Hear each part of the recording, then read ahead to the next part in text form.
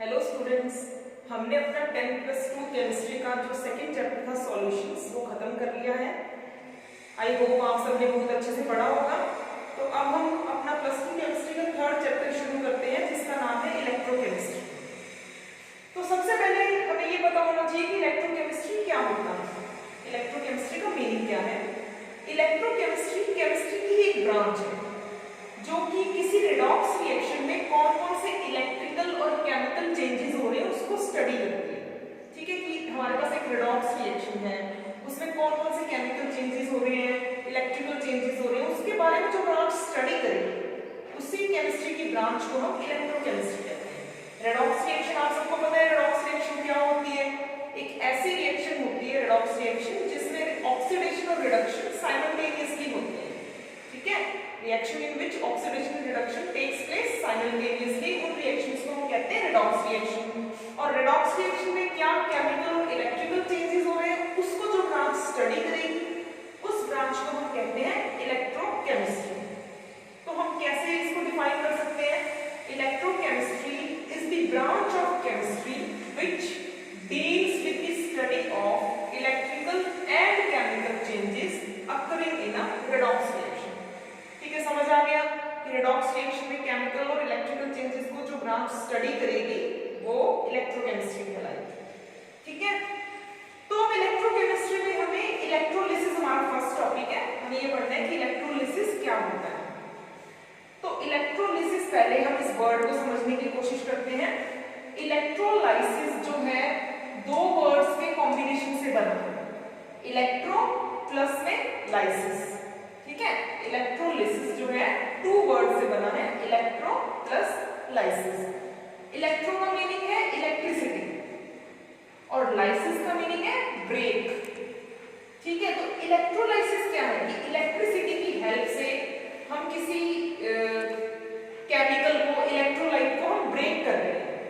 ठीक है, मतलब जो केमिकल रिएक्शन हो रही है, अगर breaking and making of bonds जो होते हैं उसको हम क्या बोलते हैं, केमिकल रिएक्शन बोलते हैं। मींस इसमें क्या हो रहा है, इलेक्ट्रोलाइसिस में केमिकल रिएक्शन हो रही है, इलेक्ट्रिसिटी सप्लाई कर रहे हैं।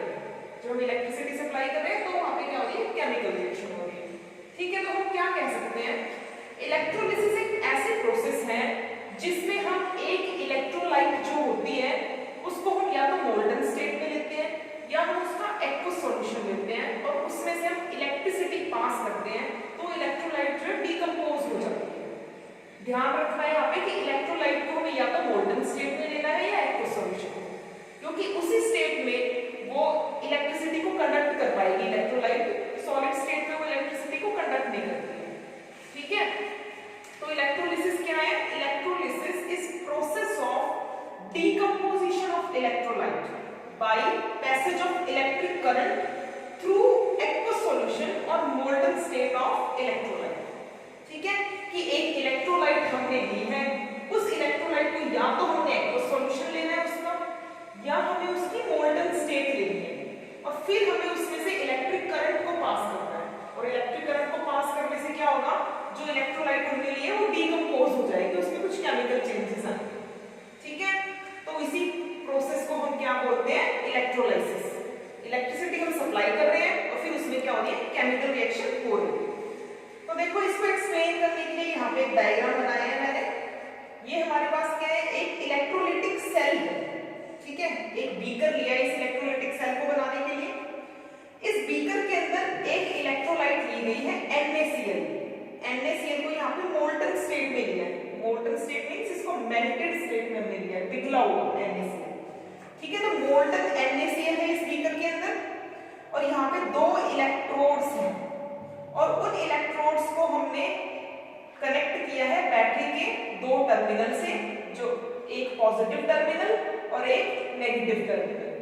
ठीक है, और यहाँ पे ये आपको बैटरी दिखाई दे रही है, इसका जो बड़ा वाला टर्मिनल है ये पॉजिटिव टर्मिनल है, ये छोटा वाला टर्मिनल है इसका नेगेटिव टर्मिनल है।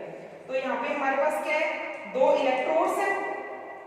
यहाँ पे इलेक्ट्रोलाइट है मोल्टन स्टेट में जो कि हमने कौन सी ली है, NaCl।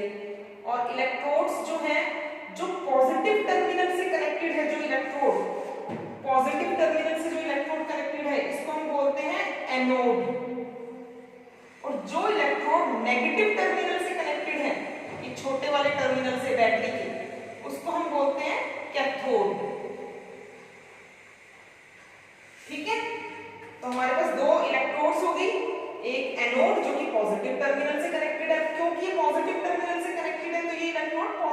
चार्ज होगी, और कैथोड जो नेगेटिव टर्मिनल से कनेक्टेड है वो इलेक्ट्रोड जो होगा वो नेगेटिवली चार्ज होगा। ठीक है, इसमें हमने बैटरी कनेक्ट की, इसका मतलब हम इलेक्ट्रिसिटी की सप्लाई इसमें हम खुद प्रोवाइड कर रहे हैं, इलेक्ट्रिसिटी इसको हम प्रोवाइड कर रहे हैं, किसको, मोल्टन NaCl। NaCl क्या है, इलेक्ट्रोलाइट। तो हम इसमें देखते हैं जैसे हम इलेक्ट्रिसिटी की सप्लाई ऑन करते हैं तो इसमें क्या चेंजेस होते हैं।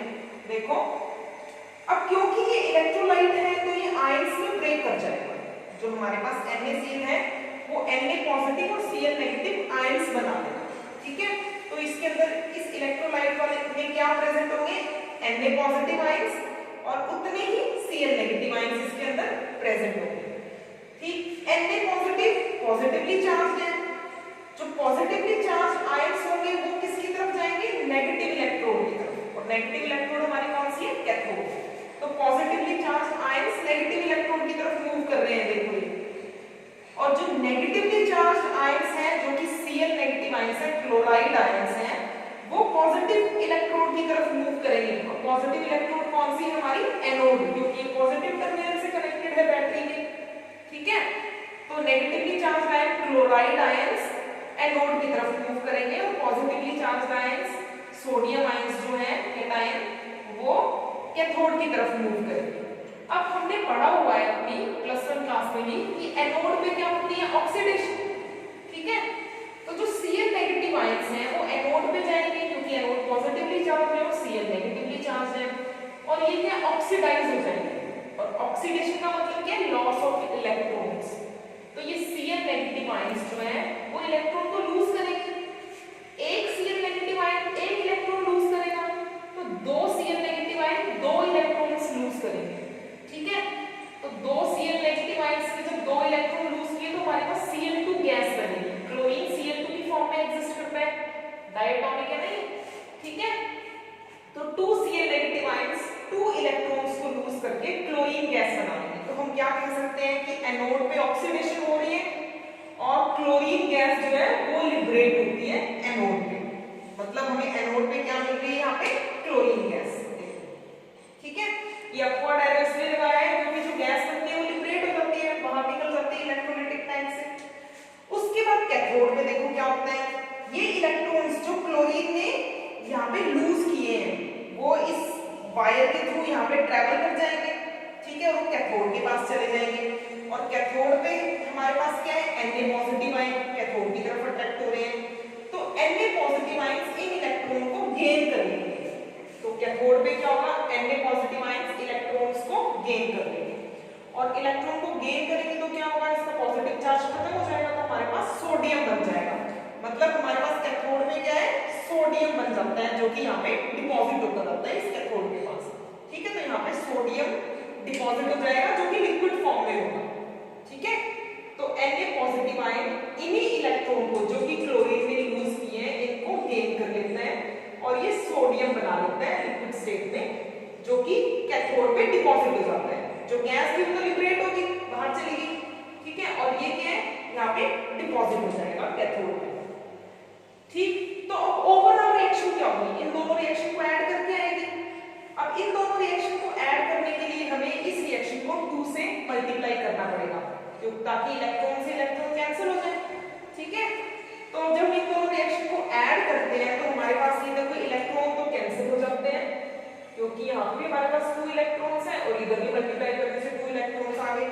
ठीक, और हमारे पास क्या होता है, 2 Na पॉजिटिव आयंस, क्योंकि 2 से मल्टीप्लाई हुआ है, 2 Cl नेगेटिव आयंस।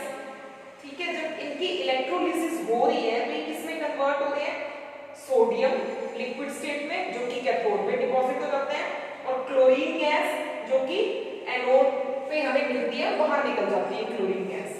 ठीक, तो इसमें इलेक्ट्रोलिसिस से हमें क्या मिल रहा है, जो NaCl की हम इलेक्ट्रोलिसिस कर रहे हैं उससे हमें क्या मिल रहा है, कैथोड पे सोडियम मिल रहा है और एनोड पे Cl2 गैस मिल रही है। ठीक है, तो इलेक्ट्रोलिसिस समझ आ गई। ये जो पूरा अरेंजमेंट था ये क्या था, इलेक्ट्रोलिटिक सेल था। तो इलेक्ट्रोलिसिस का हम एक और एग्जांपल लेते हैं। पहले एग्जांपल में तो हमने क्या देखा, लिक्विड NaCl लिया था हमने, मोल्टन NaCl, और जब हमने उसकी इलेक्ट्रोलिसिस की तो हमें कैथोड पे सोडियम मिल गया और एनोड पे क्लोरीन गैस, मोल्टन NaCl की इलेक्ट्रोलिसिस करने पे। अब हम क्या लेते हैं, हम एक्वस NaCl NaCl की इलेक्ट्रोलिसिस करें।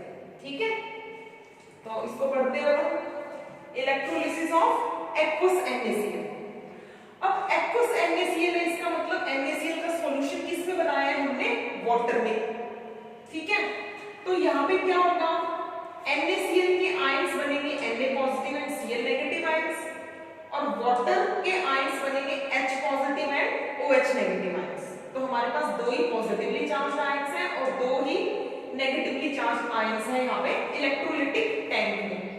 ठीक है, क्योंकि यहाँ पे एक्वस NaCl लिया है तो हमारे पास चार तरह के आयंस हैं, NaCl से Na पॉजिटिव Cl नेगेटिव और वाटर से H positive and OH negative. अब हमने क्या पढ़ा था अभी, जो पॉजिटिवली चार्ज आयंस होते हैं वो हमारी कौन सी इलेक्ट्रोड की तरफ मूव करते हैं, नेगेटिव इलेक्ट्रोड की तरफ, और नेगेटिव इलेक्ट्रोड कौन सी होती है, कैथोड। तो यहाँ पे पॉजिटिवली चार्ज आयंस कौन से हैं, एक तो Na पॉजिटिव है, एक H पॉजिटिव। तो ये दोनों आयंस Na पॉजिटिव और H पॉजिटिव जिन पे पॉजिटिव चार्ज है वो कैथोड की तरफ मूव करेंगे जिसपे नेगेटिव चार्ज है। और कैथोड में क्या होती है, रिडक्शन। अब रिडक्शन इन दोनों में से किसी एक की ही होगी, जिसका रिडक्शन पोटेंशियल ज्यादा होगा उसकी रिडक्शन। ठीक है, तो हमें पता है कि सोडियम और हाइड्रोजन में से Na पॉजिटिव और H पॉजिटिव में से रिडक्शन पोटेंशियल H पॉजिटिव का ज्यादा है, तो रिडक्शन किसकी होगी, H पॉजिटिव की होगी, Na पॉजिटिव की नहीं होगी। तो क्या होता है, H पॉजिटिव आयन की रिडक्शन होती है, रिडक्शन का मतलब है गेन ऑफ इलेक्ट्रॉन। तो H पॉजिटिव आयन, दो H पॉजिटिव आयन मिलकर दो इलेक्ट्रॉन गेन करते हैं तो H2 गैस बनती है। ठीक है, क्योंकि हाइड्रोजन H की फॉर्म में नहीं एग्जिस्ट करता, H2 की फॉर्म में एग्जिस्ट करता है, इसलिए हमने यहाँ पे दो H पॉजिटिव आयन लिए। दो H पॉजिटिव आयन दो इलेक्ट्रॉन गेन करेंगे तो हाइड्रोजन गैस बनेगी, कहाँ पे, कैथोड पे। तो यहाँ पे कैथोड में हाइड्रोजन गैस लिबरेट होगी, ये रिडक्शन है क्योंकि यहाँ पे गेन ऑफ इलेक्ट्रॉन है। तो कैथोड पे क्या होती है, रिडक्शन। अब हम देखते हैं एनोड में, एनोड पॉजिटिवली चार्ज होती है इलेक्ट्रोलिसिस में। ठीक है, इलेक्ट्रोलिटिक सेल में एनोड पॉजिटिवली चार्ज होती है। तो पॉजिटिवली चार्ज एनोड में कौन से आयंस आएंगे, नेगेटिवली चार्ज आयंस। वो कौन से, Cl negative and OH negative.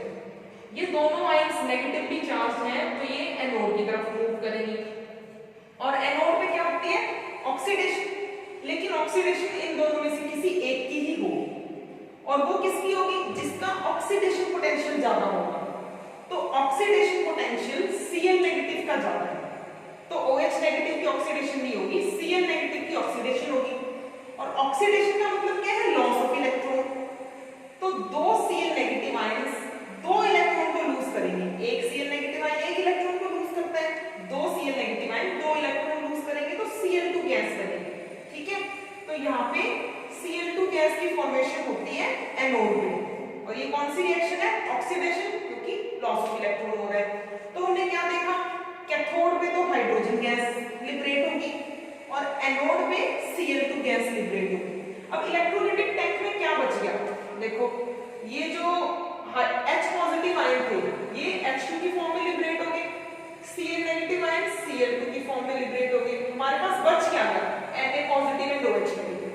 ठीक है, तो इलेक्ट्रोलिटिक टैंक में ये हमारे पास बच जाएगा NaOH। ठीक है, तो H2 गैस कैथोड पे लिबरेट हो जाएगी और Cl2 गैस एनोड पे लिबरेट हो जाएगी, और NaOH जो है इलेक्ट्रोलिटिक टैंक में रह जाएगा, NaOH सॉल्यूशन। ठीक, तो ये थी एक्वस NaCl की इलेक्ट्रोलिसिस। अब आप खुद करके देख सकते हैं इसी तरह इलेक्ट्रोलिसिस। मैं आपको कुछ एक एग्जांपल देती हूँ जो आप खुद सॉल्व करके देखोगे, उनकी इलेक्ट्रोलिसिस करके देखोगे, वो मैं यहाँ पे लिखती हूँ।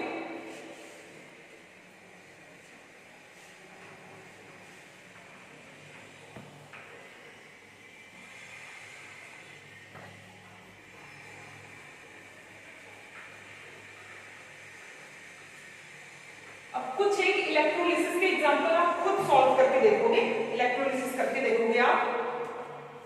एक है हमारे पास लेड ब्रोमाइड,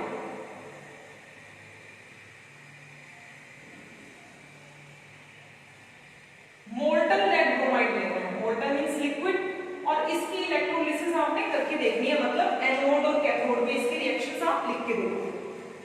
फिर है हमारे पास